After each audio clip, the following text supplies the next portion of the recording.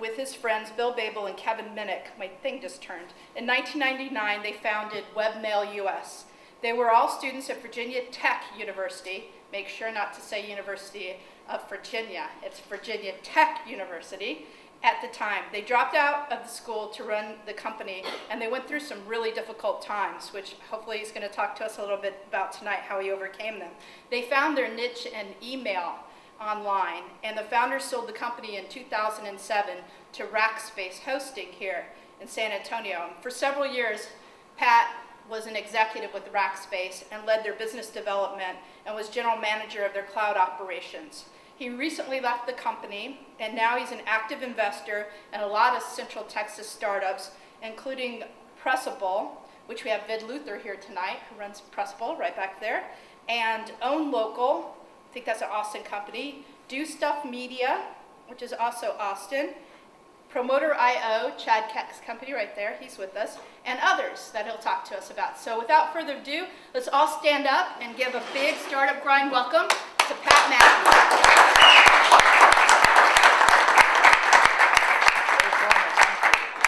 Thank you for the intro. All right. So Pat, can you tell us about how, where did you grow up, first of all? Where are you from? I grew up in Virginia, Northern Virginia. Okay. So 20 minutes outside of Washington, D.C.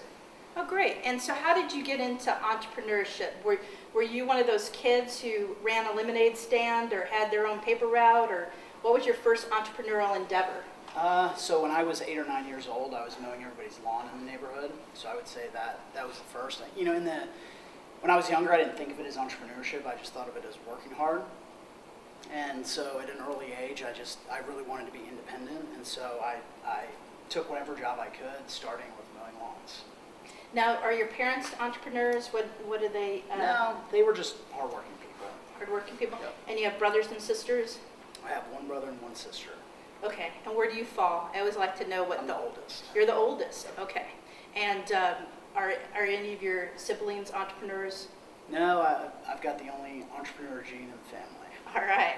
And so when you went off to college, what did you plan on studying? What was your goal? I was completely clueless, actually. So I got to Virginia Tech. I majored in the general studies program and just kind of wandered through until I started. So I started in general studies. I started gravitating towards finance and accounting, and then I started working in finance and accounting oriented jobs when I was in college. And that sort of helped me rule out what I really didn't want to do. And so even as I got later into my years at Virginia Tech, I was still a little bit aimless and clueless. I just didn't seem to fit into a lot of the corporate jobs that I was interviewing for and that I was talking to people about on campus.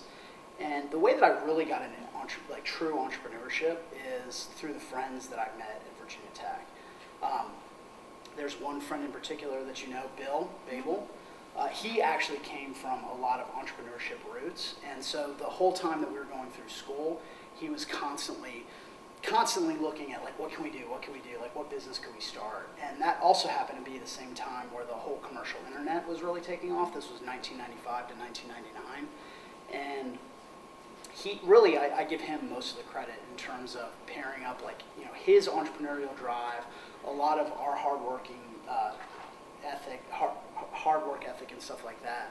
And you know, ultimately we decided to go start a business. Now, were you guys roommates, or how did you guys meet at school? So we weren't roommates, but he was on our hall a lot. He had a lot of friends that ended up randomly living on my hall freshman year. And you know, through that we ended up meeting and becoming friends, and yeah, hung out a lot in college.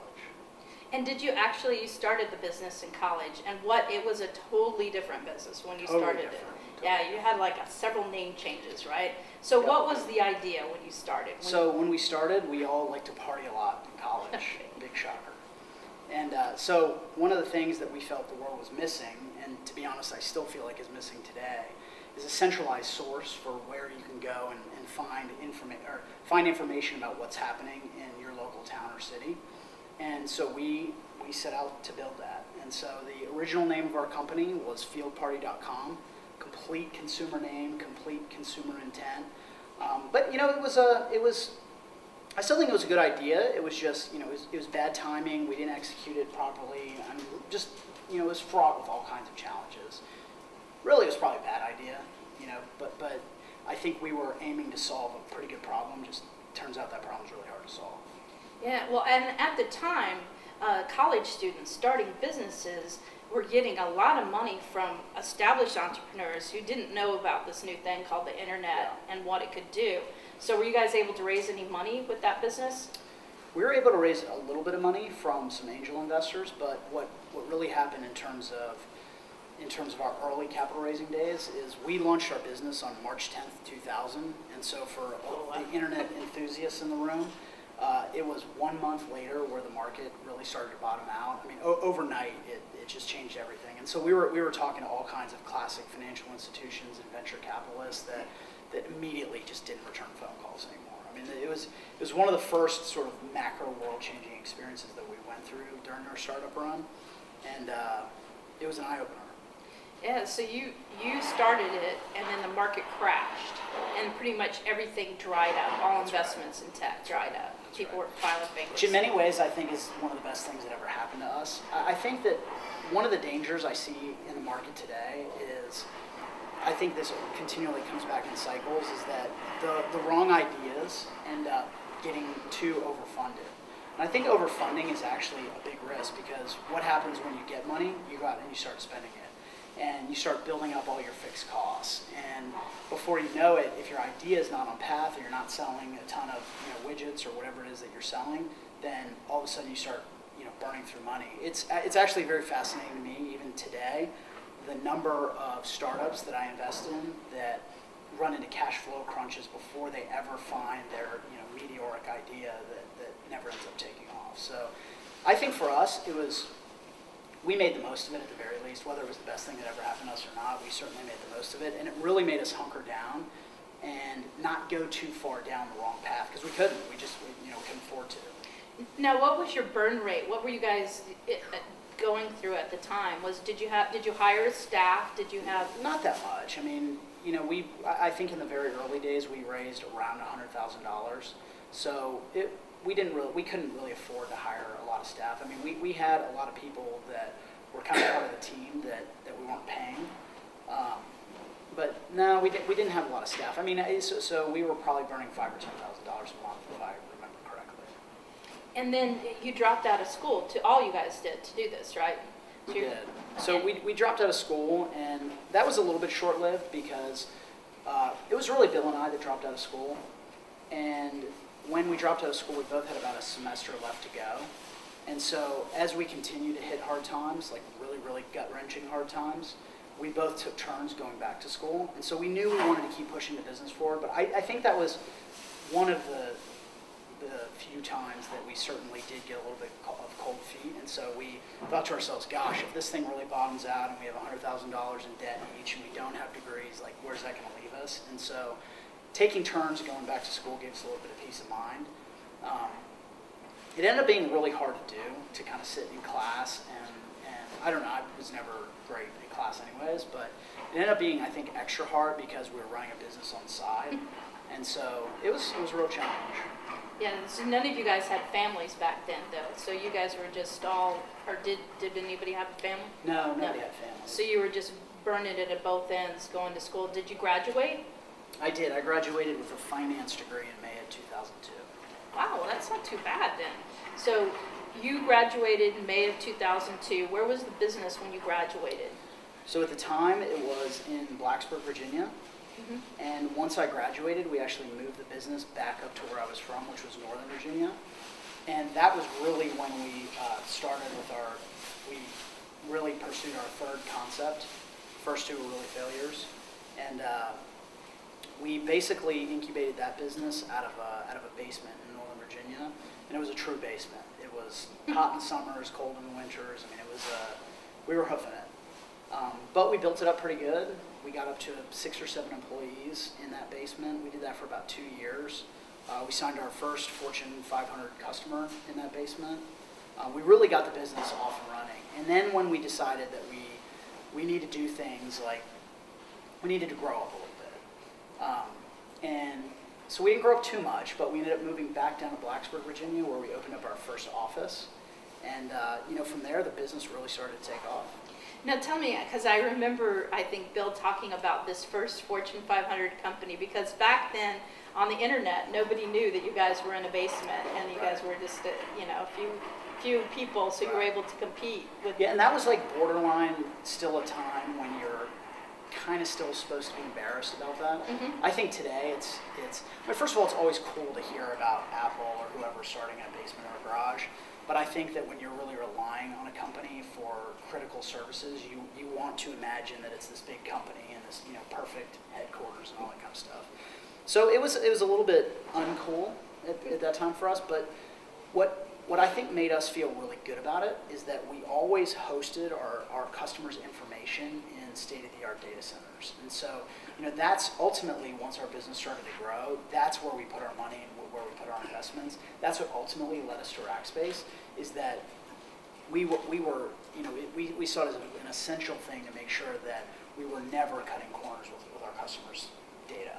And they could see your growth because you were hosting with them, so they knew you guys were growing at great speed because you kept taking new servers and expanding your business. Yep. But going back to that first customer, that Fortune 500 that kind of pushed you guys, Yep. who was it and how did you get it? I mean, so the company was EDS. Okay, so they were big, huge. is that Ross Perot? Ross Perot. Okay. Yeah. So the company was EDS, and at the time, so all these names, the world changes so much. I mean, these companies have been split up or broken or shut down now, which is kind of crazy. But EDS, they had a group called the Automotive Retail Group inside of EDS. And the Automotive Retail Group had a big customer, which was Saturn Corporation. So everybody remembers Saturns. They were popular for a long time. They're no longer around. But what EDS was trying to do is really bring Saturn onto the internet at the dealership level. And so they were doing all this IT stuff for them and all this kind of internet stuff, if you will.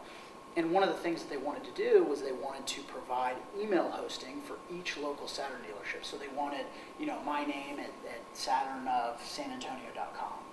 And these days these days our mail business is still really competitive, but this is just kind of what you do: is you go to an email outsourcing company now or email hosting company. But back then it wasn't that frequent. And so what Rick at EDS had done is I think he pulled up, it was either dogpile.com or mama.com, which was the search engine that he went and searched. And he searched for a couple of keywords. I think he might have searched for the keyword webmail. And we came up, he landed on our beautiful looking website, he contacted us, and I remember when I was walking to class, it was actually September 4th, 2001, which is a very easy day to remember. But I was walking to class that day, I had my first phone call with him, and ended up taking a long, long time. I think it took 15 months to close that deal. They went away, they just completely went dark on us after 9/11. But after about 15 months, they came around and they signed up, and we actually got a $50,000 setup fee from them. This is one of my favorite stories. And the day that we actually got the check, because it was a lot of rigmarole, like checks in the mail. Obviously that was never really the case. But when we got that $50,000 check, we had $1,200 in the bank. So it was a good day. now you guys even, what did you do to get by? Because I heard stories of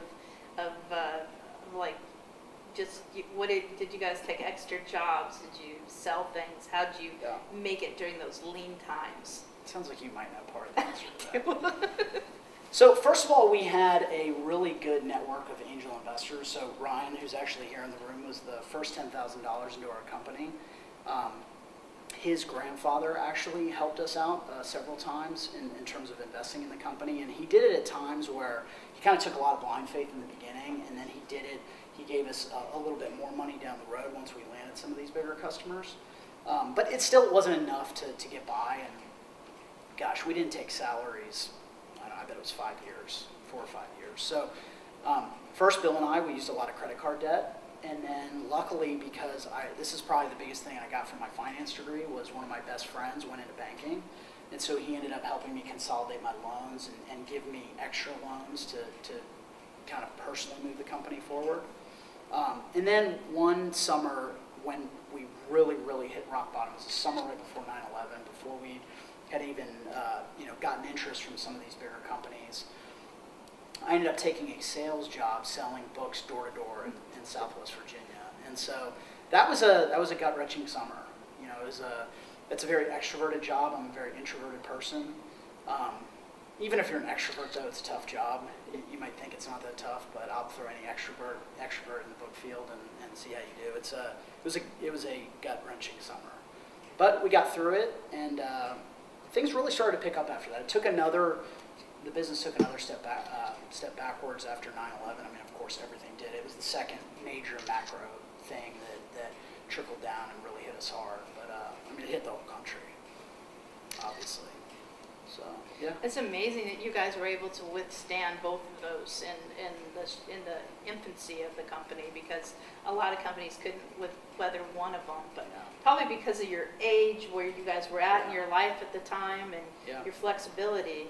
And we never ran our costs up before we found our path that way, which I can't stress enough. I mean, I end up seeming like the old guy in the room these days when I'm talking to a lot of startups, because even still, like, people that are running tech companies don't want cash management, cash flow. It's that's just not the big deal. I'm building this really cool thing. Everybody's going to want it. And but I don't know. When I look back on our path, I think cash management was really something that we did well, and mainly because we weren't great at it. We just didn't spend a lot. We just didn't get ahead of ourselves.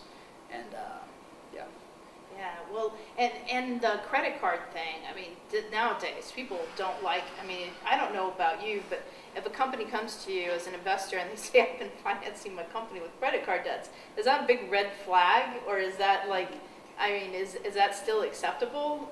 I don't know that many people have done it, but no. I don't run into that very much, but I don't know, personally, I guess we're all shaped by our own experiences, but personally, I like to see when the founder is really, really in it, and I think that's one way that you can tell that they're really in it. Now, look, we had a hard time ever raising money, so we never raised a lot of money. Even throughout the whole life cycle of our business, I think we raised just a little bit over $500,000. Wow. Yeah, and so you never got beyond, you never went into a Series A we or never any of did that? all that. So these were most seed stage investments, just to get you to cash flow positive. Yeah, I think at one point we raised $400,000, and so maybe on top of the $150 that we'd raised over time, which that was never really part of the $400 because we burned through it. But yeah. And that was to buy servers and expand, right? Because you Right. couldn't sell it without more servers, and you couldn't Right. get the servers without more money. So you do get to a point where you do need the accelerant of cash, otherwise you can't. Yeah, and if we would have kept going, if we wouldn't have sold to Rackspace, we most likely would have needed to raise a little bit more money. But it made the outcome a lot better because we didn't raise a lot of money. And again, if we would have raised early on, I think we never would have been able to make the pivots that we did. So. And you guys all were able to retain a good chunk of ownership in the company for Right. when a liquidity event happened. Is that Right. what they call them? Yeah. I'm getting all the jargon from doing these things. But Yeah. when you were able to sell it, you were able Yeah. to all walk away with it instead of the VCs or finance people with the money. That's right. So when you got, and the timing is everything, because you guys sold to Rackspace in 2007, and this is before really Gmail became huge. Yeah. So you guys, tell me how the whole Rackspace sale came about. They came to you, didn't they? You guys didn't go to Well, them. no, it's a little more complicated than that. So first of all, Gmail, I'll never forget, launched on April 1st, 2004. But at that point, it was a consumer service. It was laura@gmail.com or what have you.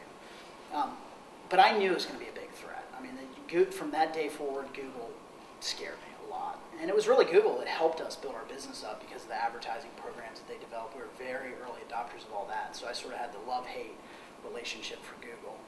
But, Google kept innovating and they kept pushing forward and they kept, building business services. And they've got a lot today that compete with the Rackspace mail business. But, really what happened with Rackspace is we started with 5 servers. We added lots and lots of servers over time. In fact, one of the pieces that I tend to forget about our story is that even though we didn't raise a lot of money, we did do a few really crucial creative financing deals with Rackspace once we really started to grow. Rackspace also became a customer of our mail service, which was I mean, that was a big win for us. It didn't produce a lot of cash for us, but it helped us pay off server credits as they started to grow and resell our mail business. But the biggest thing, looking back, that ended up doing is it got them really close to our product.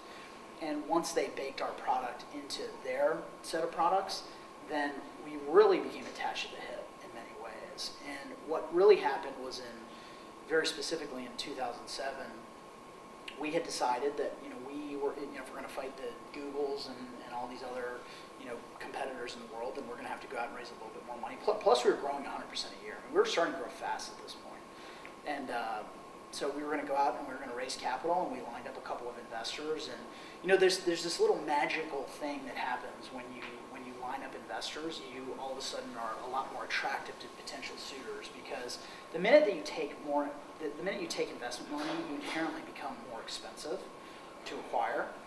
And so, because the new investors first of all, their money's in there, and then they have these wild dreams of getting huge returns themselves. And so inherently, it's just the business becomes harder to buy. And so there's that magical moment where you can kind of, hit a quick pause button on your investment round and look into the market to see if anybody's interested in acquisition. We were always getting like little feeder acquisition calls here and there, nothing too big or important. But we had built an amazing relationship with Rackspace at this point at every level, from Graham and Lanham and Lou down to the account managers that worked on our account every day. And we knew each other well. There was an amazing culture. We were the first official deal or company that Rackspace ever acquired, and so it was their first time, and they didn't, they had been doing such a good job growing Rackspace organically that they didn't need to go out and buy revenue and stuff like that. But that was a critical point where they started to see the need for different sets of services that they wanted to offer customers, and so I guess I did approach them, but we had conversations for years about the idea of an acquisition, and they always kind of shrugged it off, and I always kind of shrugged it back on. And I don't know, one thing led to another, and we got a deal done. Yeah, that was their first deal, and and then they did Slice Host and Jungle, whatever, something after that. Yep, Jungle Disc. They haven't done a lot of acquisitions, still even to this day. Yeah. But okay, so how big was the company when it was acquired, and did they leave people there, or did you guys all move here? So when we were acquired, we were at about an $8 million a year run rate, growing close to 100%. I mean, I always like to say 100%. It was probably 80 or 90% a year. So we were growing fast. We had 60 full-time employees. They were all in Blacksburg, Virginia at the time. Since then, Rackspace has actually really invested a ton in the Blacksburg, Virginia office, which has been really cool to see. I think there's 130 people there now. And one of the coolest things that has happened from a people perspective is lots of people from the Blacksburg office have gotten opportunities all over the place within Rackspace. And so that's one of the things I'm most proud of, is to really look at what has happened to not just that team, but I stayed in Blacksburg for 2.5, 3 years after the acquisition. I mean, we built a really great team there. And then we also started hiring in San Antonio as well. And I know the opportunities that just came about for people pre-acquisition, but also as we grew the business up. I mean, it's been really cool. And people have moved on to different roles within Rackspace. Some people have moved on from webmail/Rackspace to go start companies. And I mean, there's a couple of entrepreneurs now that are building amazing companies that are gonna make it, which is really awesome to see. And you hired a lot of Virginia Tech Still do. students, right? That's one of your major I think recruiting. Rackspace in Blacksburg and Rackspace overall is one of the top employers of Virginia Tech graduates, especially in the computer science and engineering arena.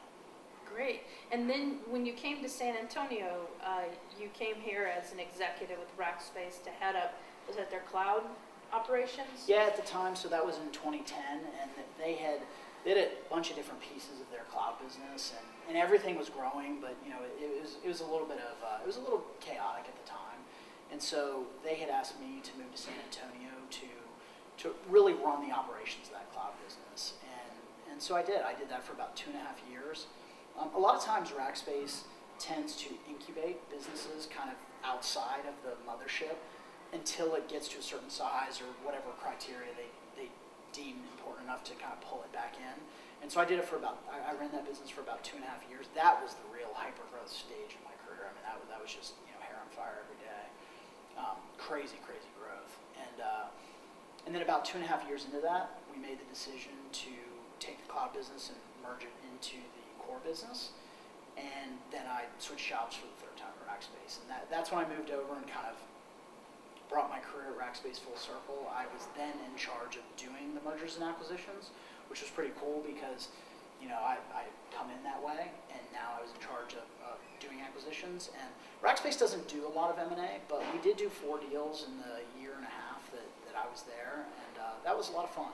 It's very rewarding to work with entrepreneurs building these really cool companies, and I just see M&A for big companies. I see M&A as a great source of new product development and innovation, but also just an amazing way to bring creative entrepreneurs into the company. And if you look across Rackspace today, there's some really great entrepreneurs that are running big pieces of Rackspace that they bring a lot of creativity and innovation to the table that I think is hard to hire for. And so, yeah, it's exciting.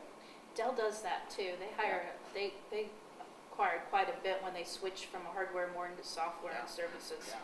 And that was. Well, I mean, Facebook is. Oh yeah, Facebook. I mean, even Facebook is having a hard time hiring the real creative innovators. I mean, it's all we're in such a startup economy right now that it's almost impossible to hire the true creative entrepreneurs because they're all out starting businesses, chasing their dreams. And so, I think that for big companies, I don't know. I'm a big believer in M&A, much more than I used to be, especially from a talent perspective. Yeah, it's almost like they're what used to be the R&D inside large corporations has become outsourced to startup communities, right. And they used to have a certain amount of budget dedicated to, like an IBM would have, I don't know, and a Google still does it. Tons. But they incubate their own business. But you have to be massive to do that, I think, because a lot of it doesn't work out, right? Yeah, you don't necessarily have to be massive, but I think like if you're going to buy WhatsApp for $19 billion, you have to be pretty massive. But you can start small. All these companies start small. Yeah. Even with M&A. So when did you leave Rackspace, and what are you up to now? I know you invest, and maybe you can share with us some of who you're investing in these days. Sure. And what you see in the investment community in San Antonio and Austin. Yeah, so I left Rackspace in October. So I guess 6 or 7 months ago. Time flies. Right now, overall, I'm laying pretty low. I'm getting my personal life in order. I am spending more time with some of my startups. I don't want to overplay that. I mean, I'm really a casual advisor to, a decent number of startups. That's not an everyday thing. That's not going into the office. It's casual advising. I don't know what I'm going to do next. I mean, I'm kind of going through a period where I'm soaking it all in. I'm kind of getting used to not going to the office, and I burnt it at both ends of the candle for 15 straight years, really. And it took a toll. I have a 4-year-old kid now. I'm a single dad 50% of the time, so I have my kid 50% of the week, and so I'm spending a lot of time with him. And I don't know, I'm taking it day by day. So I am pretty active in the investment scene. I counted just for this.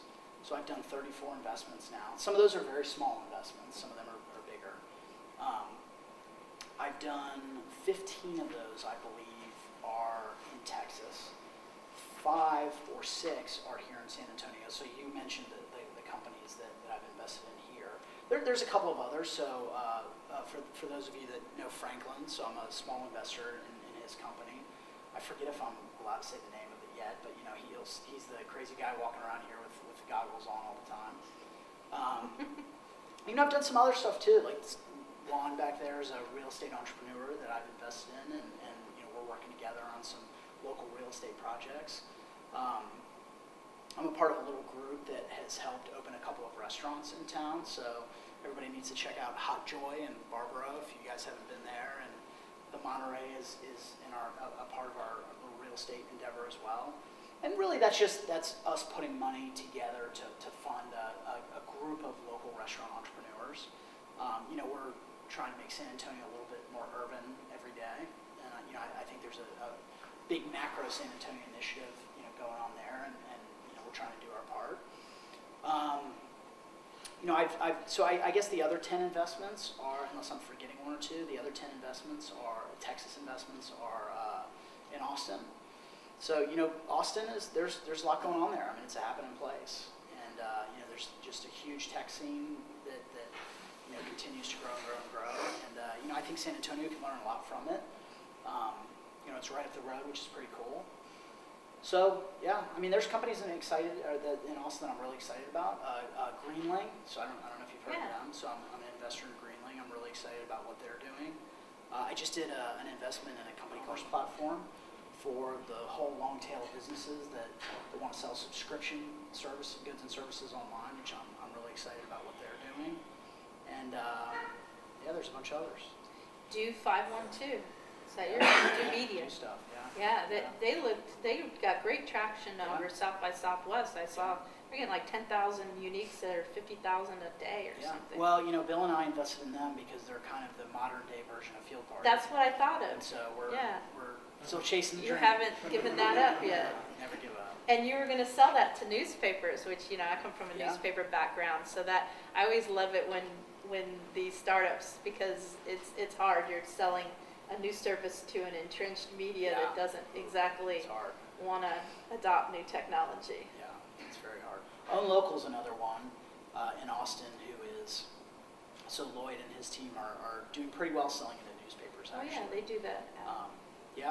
It's a tough job, but somebody's got to do it. Yeah, so that's, you've got your, what's interesting to me is about, you mentioned the restaurants here. San Antonio, in the last 5 years, really, maybe 10 at the most, but incredible since Culinary Institute of America is here. It's happening. Incredible restaurant town now. I mean, it used to be, and do you remember these days where it was just Tex-Mex and barbecue? Yeah. But now you get like... I used to eat a lot of Mama Margie's right next to the Drury Inn and Suites.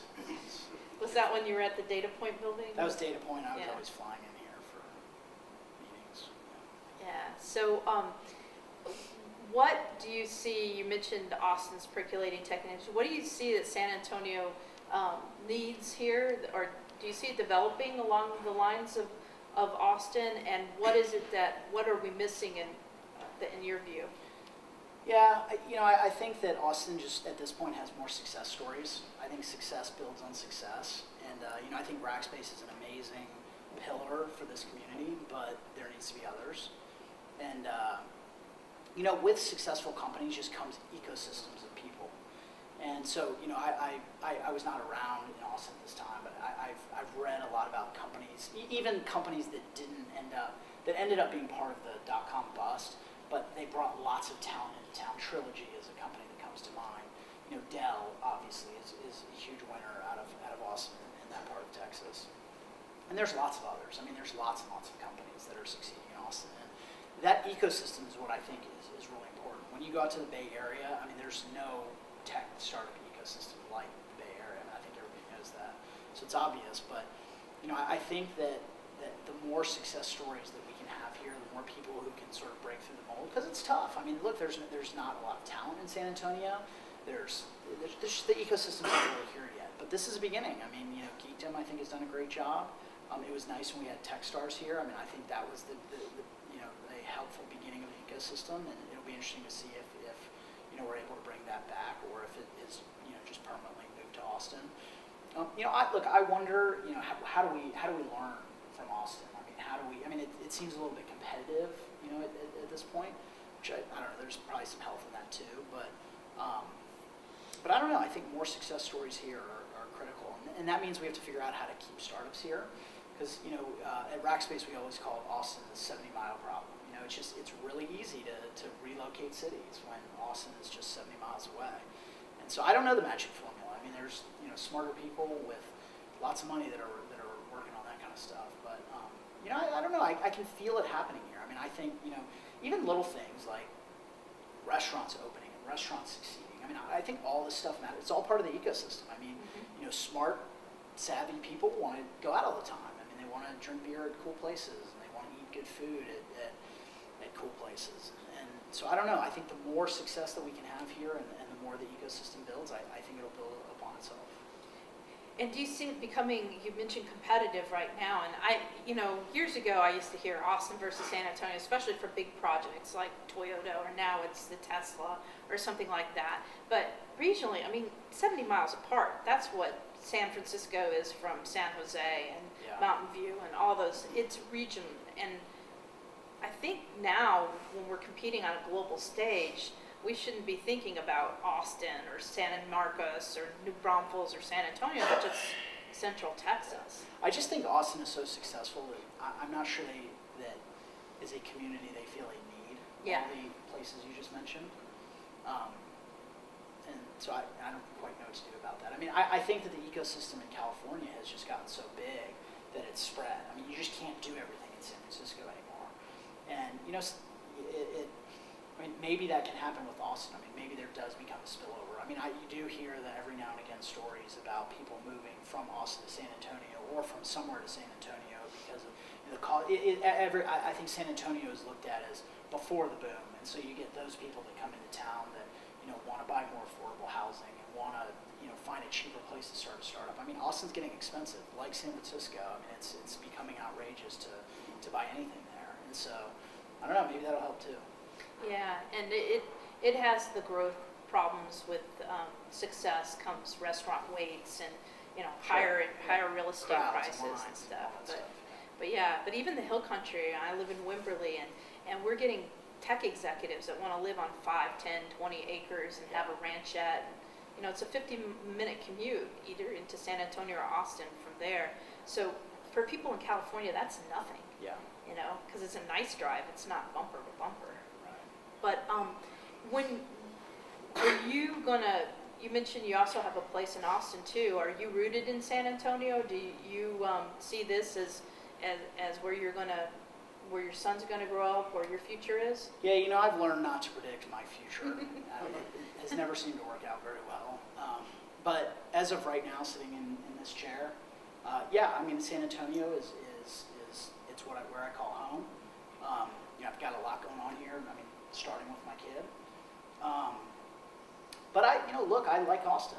I mean, I don't feel any competition between the two. So, I think one of the good things about being an import into San Antonio and Texas is that, I've got a level of allegiance here, but, it's not super off the charts. I mean, I want to help wherever I can. But I love Austin. I mean, I love San Antonio, and I love being a part of a town that you can feel is ready to explode. But I like being in a city that is exploding too. And so, I go back and forth a decent amount right now. I'd actually like to get to Austin a little bit more.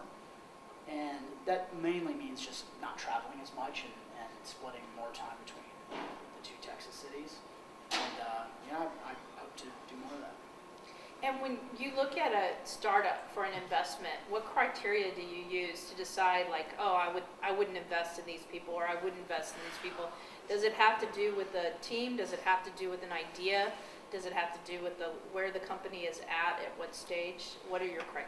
Yeah, I'm still trying to figure all this out. I mean, in many ways, it is kind of like feeling your way through a startup. Actually doing a startup in terms of figuring out your investment criteria. I mean, there's no doubt I lean heavily, and probably too heavily, towards team and people. I mean, I'm attracted to good people, and and I want to help good people. I think in a perfect world, I think there's really three criteria. I think one is certainly team and the entrepreneurs. And I'll tell you, I prefer teams. I mean, I have invested in a number of single entrepreneurs, but I much prefer teams. And I want to actually get to the point where that is a criteria for me, because I've just seen firsthand how critical it is to have a team and not just a single founder. For a million reasons, I'd be happy to talk about if you want. So team is one.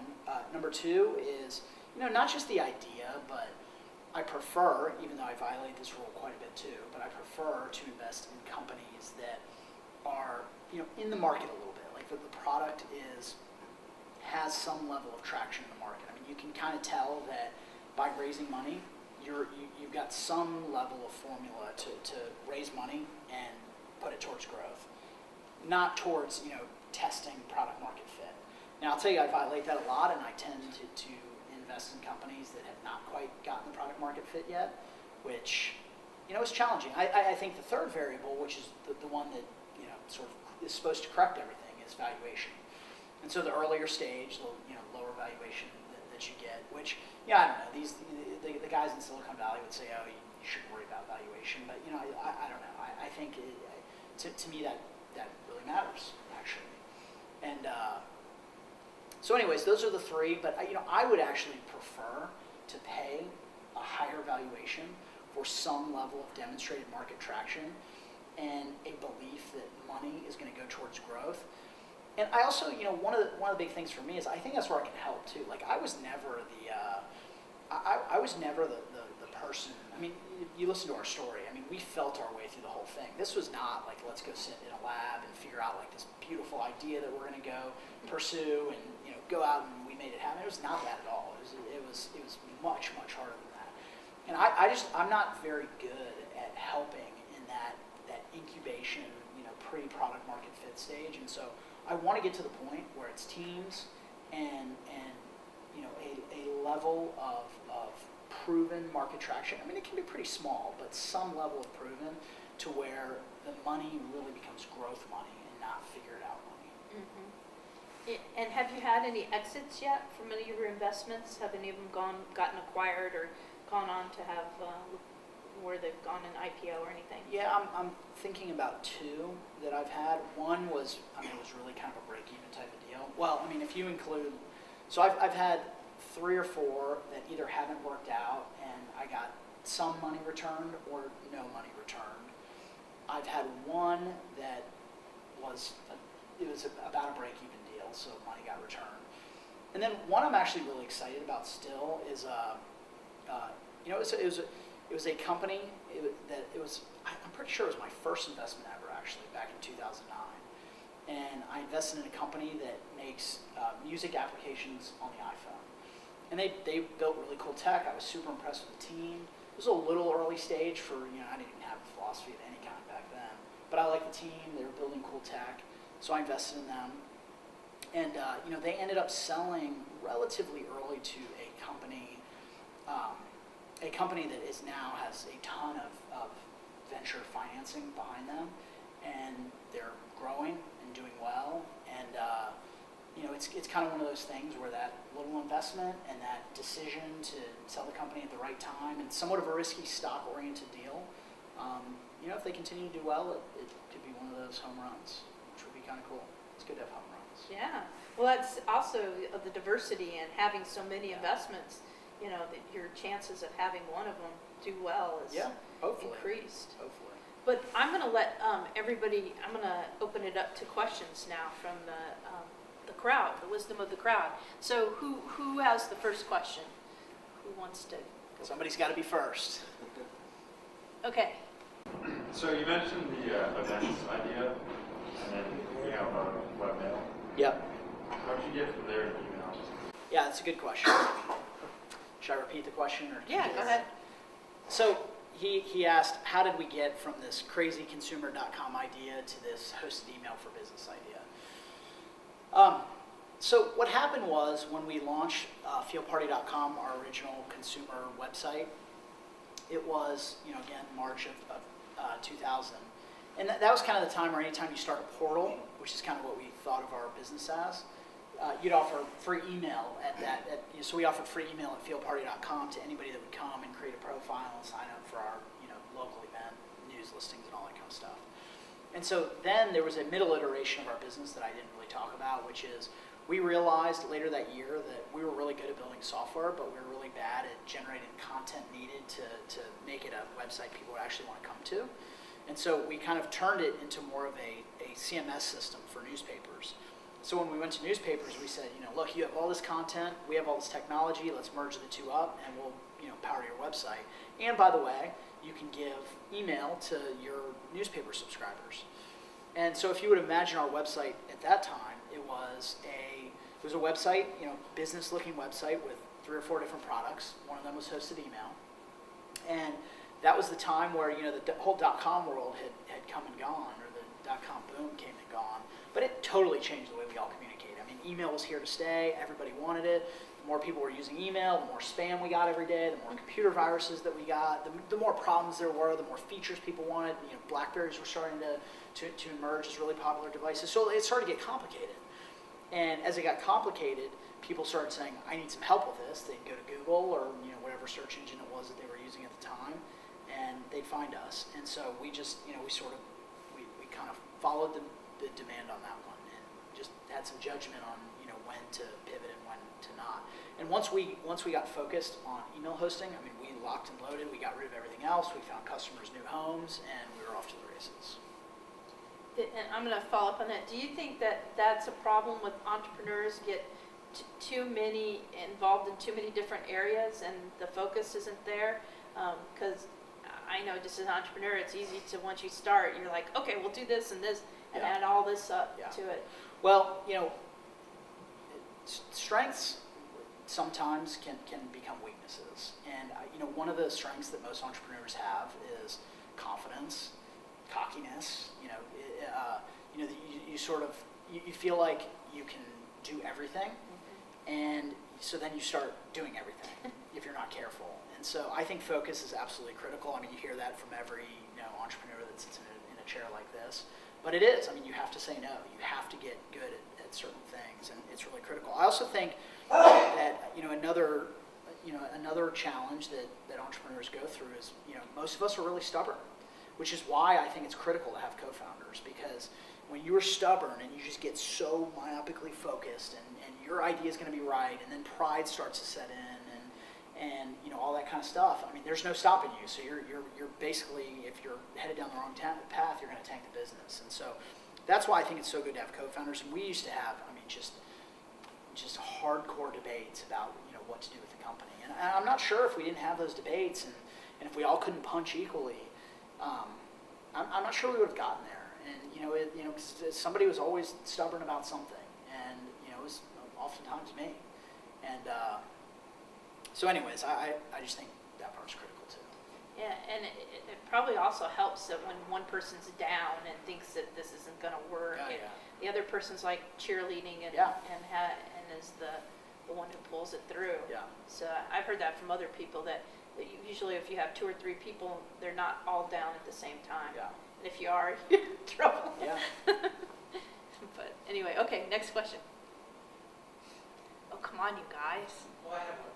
All right. Why home remodeling? That doesn't. It's a good question. Yeah, that doesn't. Diversification. It's not lean. Yeah, Scalable. well, so the truth is, I spent a lot of time over the last few years. I mean, when I mentioned earlier getting my personal life in order, I mean, one of the things that I spent a lot of time doing was remodeling my own house. And so I became friends with some of the guys that took forever to get my remodel done. And so, this again comes back to where, I really like to back entrepreneurs. I like to back good people. And so that's a little bit more of what I'm doing here. I mean, I don't, look, just like the restaurant stuff, I mean, with most things that I invest in, I don't know where it's going to go. I don't know if it's going to lead to a lot of real estate investing or if it'll lead to, a couple of remodels or, maybe I end up getting deeper into real estate altogether. I don't really know. But right now, we're taking on a couple of remodels and seeing where it goes. I will tell you that, one interesting story about being at Rackspace for so long and taking the roles that I did, most of which I loved, but I really realized that one of the things that, this is a story I like to tell at my house, is one of the things I realized through the remodel of my house process is how far away from the product at Rackspace that I really got. And that is one of the things that I don't want to let happen again. I think it's, when you get big, I mean, this is why I think these days you see people like Mark Zuckerberg still running their companies, is because he is the product genius. And I think that the temptation to, focus on everything else but the product gets really, really big, as the company gets big, especially for the CEO.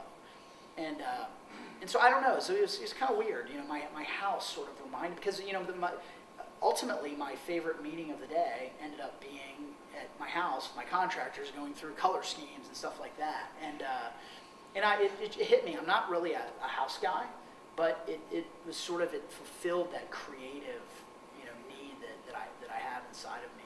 And I don't know. We're doing some of that, taking some of that to some of the remodels we're doing, but where it goes, I don't know. And you mentioned, is it anybody else? Because I'm going to ask a question. You mentioned creativity, and how do you nurture that as a startup entrepreneur?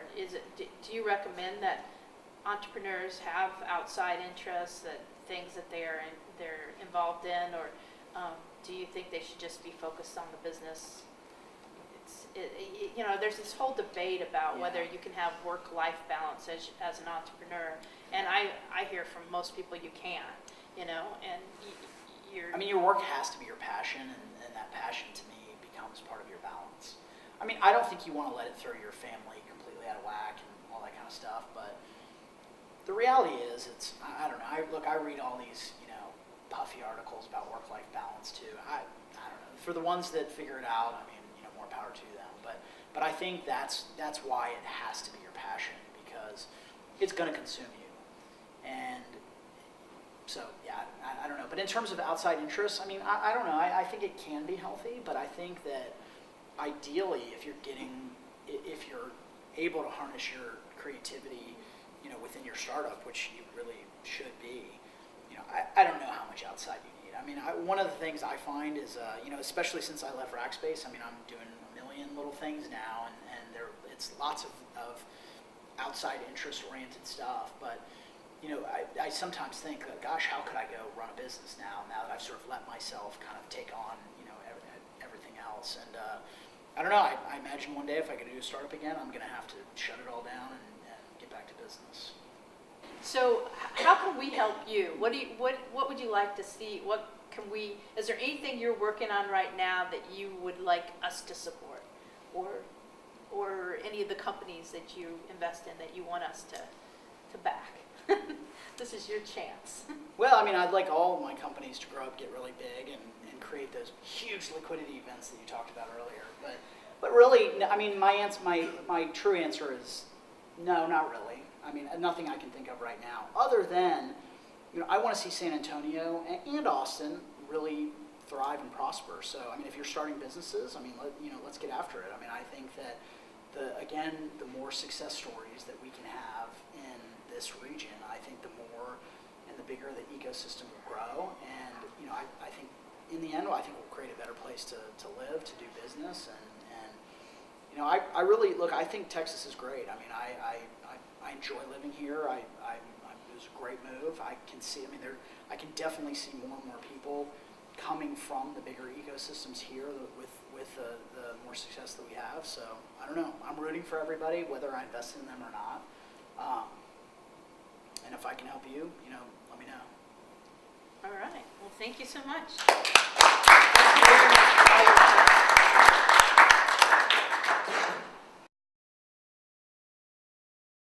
The book to read right now is The Hard Thing About Hard Things by the partner at Andreessen Horowitz, Ben Horowitz. It's like the new killer startup book. It's amazing. If you're starting a business right now, you'll relate in some way, shape, or form, I promise. The hard thing about hard things. Yep. Yeah. Great. Thank you very much. Cool.